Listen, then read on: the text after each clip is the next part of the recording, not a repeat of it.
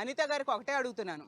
ఆవిడ అంటారు, అసలు ఈ రాష్ట్రంలో శాంతి భద్రతలు ఎక్కడా దెబ్బతినలేదు, చాలా బాగున్నాయి, అసలు ఏదైనా ప్రూఫ్ చూపించండి అని చెప్తూ ఉన్నారు. అసలు అమ్మ అనిత గారు, ఈ రాష్ట్రంలో శాంతి భద్రతల్లో దారుణంగా ఫెయిల్ అయిందని మీ ఉప ముఖ్యమంత్రి గారైన పవన్ కళ్యాణ్ గారే అనడం జరిగింది. మీరు హోంమంత్రిగా అట్టర్ ఫ్లాప్ అయ్యారని. అంతేకాకుండా ఈ ముఖ్యమంత్రి గారైన చంద్రబాబు నాయుడు గారు సర్వే చేస్తే ఈ రాష్ట్ర ప్రజలు మీ పనితీరుకి, హోంశాఖ పనితీరు, రాష్ట్ర హోంశాఖ పనితీరుకి డీఫంక్షనింగ్ అని ఇవ్వడం జరిగింది. అంటే ఎంత దారుణంగా శాంతి భద్రతల్లో మీరు వైఫల్యం చెందారో అర్థం చేసుకోవచ్చు. అలాగే కేంద్ర హోంశాఖ ఈ కొత్తగా బిఎన్ఎస్ చట్టాలు అమలులో పోలీసుల పనితీరు ఎలా ఉందనేసి దాని మీద ఇచ్చేస్తే వచ్చిన నివేదికలో మన రాష్ట్రం 36వ స్థానానికి దిగజారిపోయింది. అంత దారుణంగా మీ పోలీసుల పనితీరు ఉంది. అలాగే మొన్ననే మనం చూసాం, కేంద్ర హోంశాఖ మంత్రి అయిన అమిత్ షా గారు మన ముఖ్యమంత్రి గారికి లేఖ రాశారు. ఎందుకంటే ఎమర్జెన్సీ కాల్ అటెండింగ్ దానిలో ఈ రాష్ట్ర పోలీసులు 26 నిమిషాలు తీసుకుంటున్నారు, అదే దేశ యావరేజ్ 18 నిమిషాలు.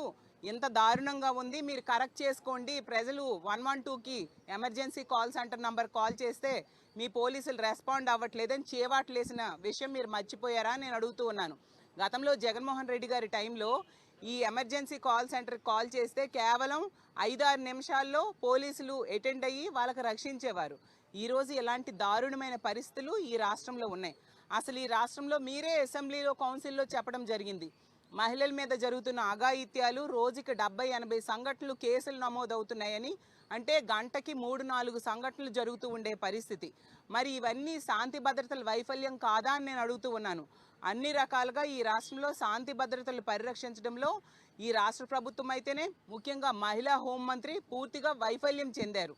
వాళ్ళ ఎమ్మెల్యేనే మొన్ననే చూసాం, కూటమి ఎమ్మెల్యే దారుణమైన విజువల్స్, ఒక మహిళని వంచడమే కాకుండా 5 సార్లు ఆమెని గర్భవతి చేసి అబార్షన్స్ చేయడం, అలాగే దేవాలయం లాంటి అసెంబ్లీలో వీడియో కాల్స్ చేసి వెకిలి చేష్టలు చేయడం మనందరం, ఈ రాష్ట్ర ప్రజలందరూ కూడా చూశారు. అతని మీద ఏం చర్యలు తీసుకున్నారు హోంమంత్రి గారు నేను అడుగుతున్నాను. హోంమంత్రి గారు ఇంకా అంటారు, మా వాళ్ళు తిట్టినవి ఏమైనా ఉంటే చూపించండి అని చెప్పేసి. అసలు అంబటి రాంబాబు గారి విషయంలో అతను మాట్లాడిన మాటల్ని ఎంతో హోందాగా అతను వెనక్కి తీసుకోవడం జరిగింది. కానీ ఆ మాటలకు కారణం మీ పార్టీ వాళ్ళు అతను రెచ్చగొట్టి అదే వ్యాఖ్యలు వాళ్ళు చేయడంతో అతను పొరపాటున ఆ మాటలు మాట్లాడడం జరిగింది. అసలు తిరుపతి లడ్డు విషయంలో కూడా తప్పుడు వ్యాఖ్యలతో మా ముఖ్యమంత్రి గారు, అలాగే మా ప్రభుత్వంలో టీటీ